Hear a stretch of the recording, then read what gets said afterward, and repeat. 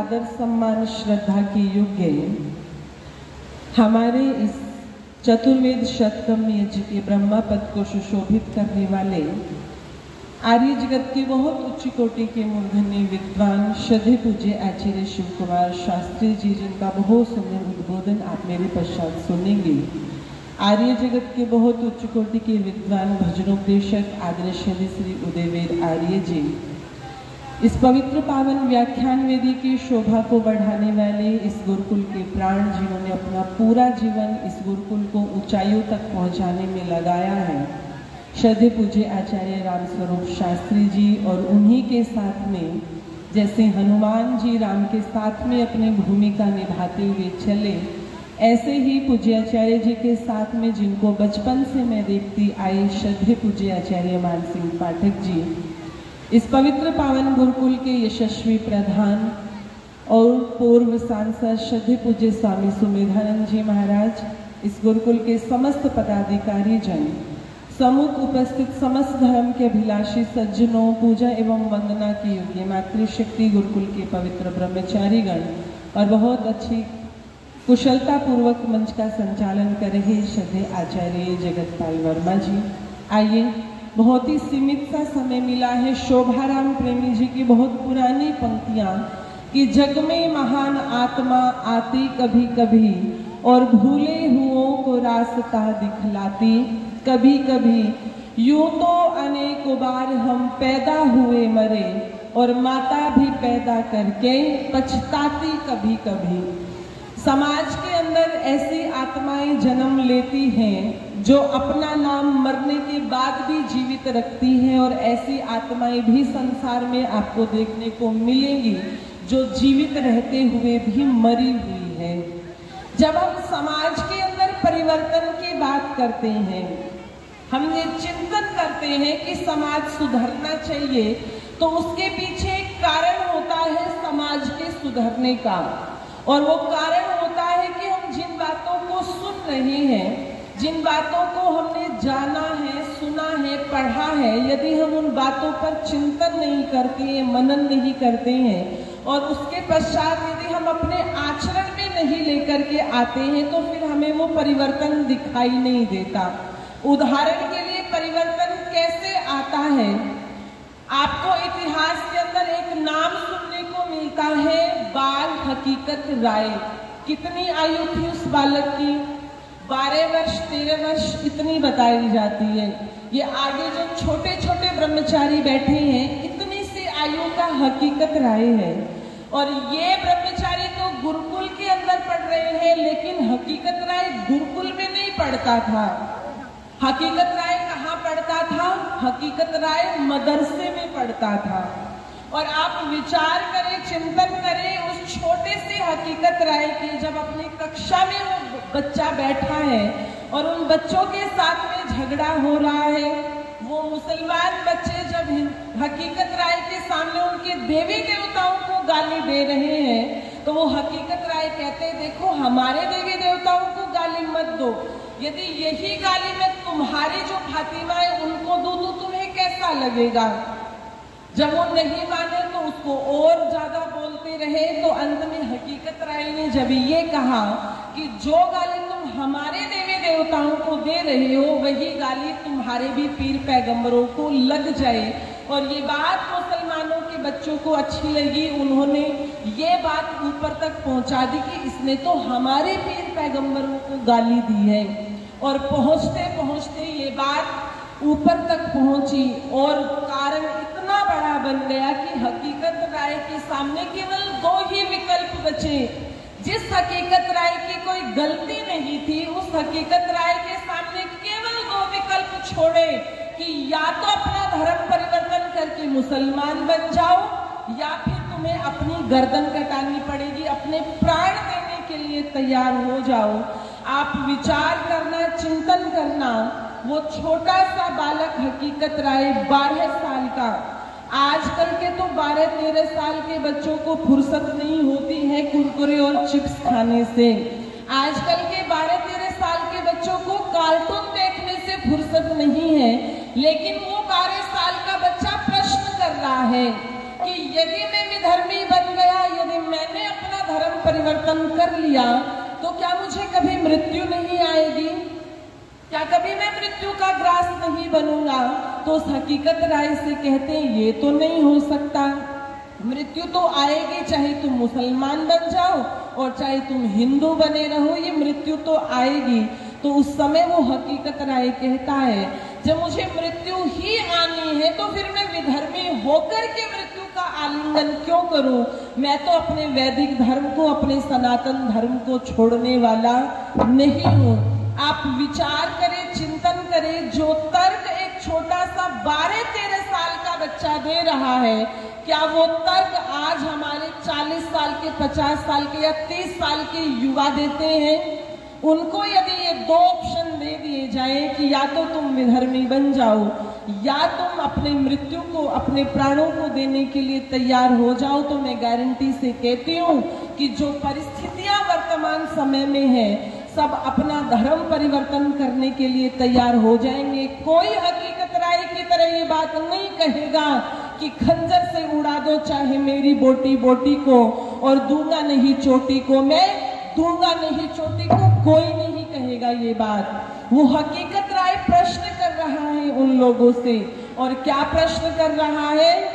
वीर हकीकत बोल रहा था मुझे नहीं समझाओ तुम, गर्दन मेरी उड़ाओ तुम, मुसलमान बन जान बचा लो ना ये डर दिखलाओ तुम, गर्दन मेरी उड़ाओ तुम, गर्दन मेरी उड़ाओ तुम, गर्दन मेरी उड़ाओ तुम, गर्दन मेरी उड़ाओ तुम, गर्दन मेरी उड़ाओ तुम।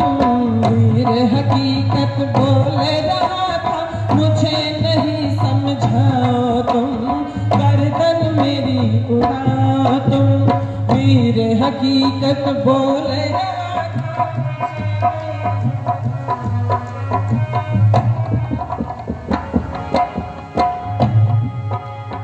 12 वर्ष के बालक पर झूठा आरोप लगा करके उसको खड़ा किया सफेद खा के आगे ले जा करके।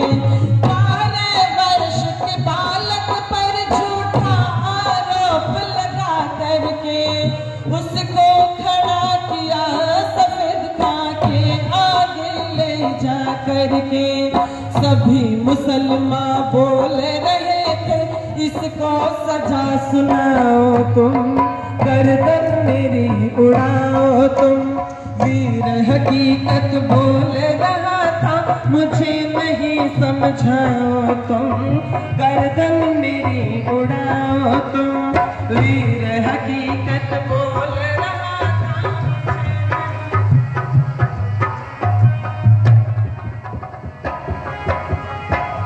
और हकीकत राय को लालच दिया जा रहा है, और उस समय का जो नवाब है वो लालच देता है, और लालच कोई छोटा मोटा नहीं दे रहा। क्या दे रहा है?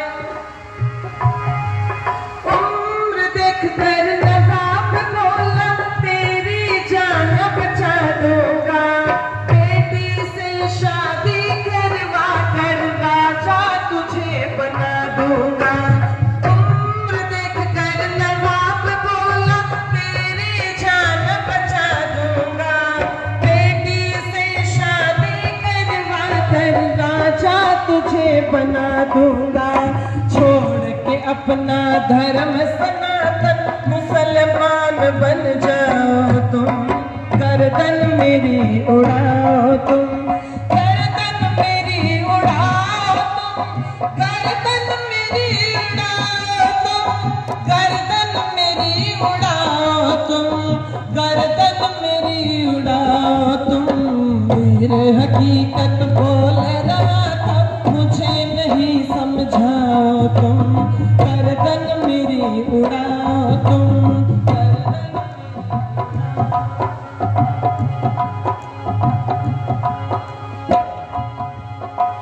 माता पिता ने भी समझाया दुख के आंसू पी लेंगे, तेरी पत्नी और सभी हम तुझे देख कर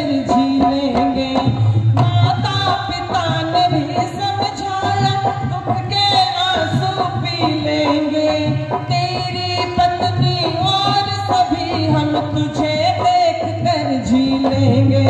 वीर हकीकत बोला मुझको ना कमजोर बनाओ तुम, गर्दन मेरी उड़ाओ तुम। वीर हकीकत बोल रहा था मुझे नहीं समझाओ तुम, गर्दन मेरी उड़ाओ तुम। वीर हकीकत बोल रहा था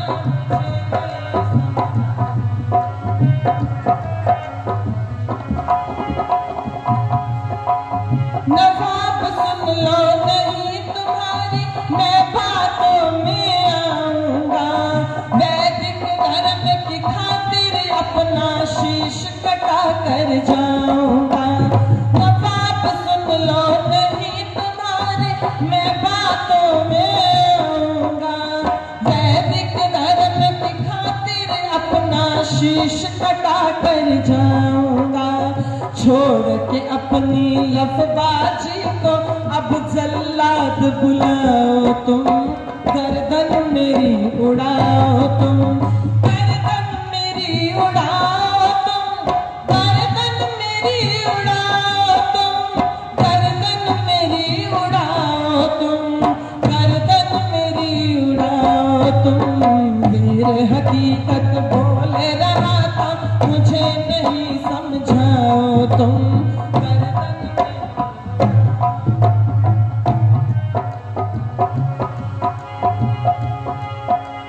देख हकीकत की आयु को कांप उठा जल्लाद सुनो, रोते रोते और बिलखते उसने किया प्रहार सुनो।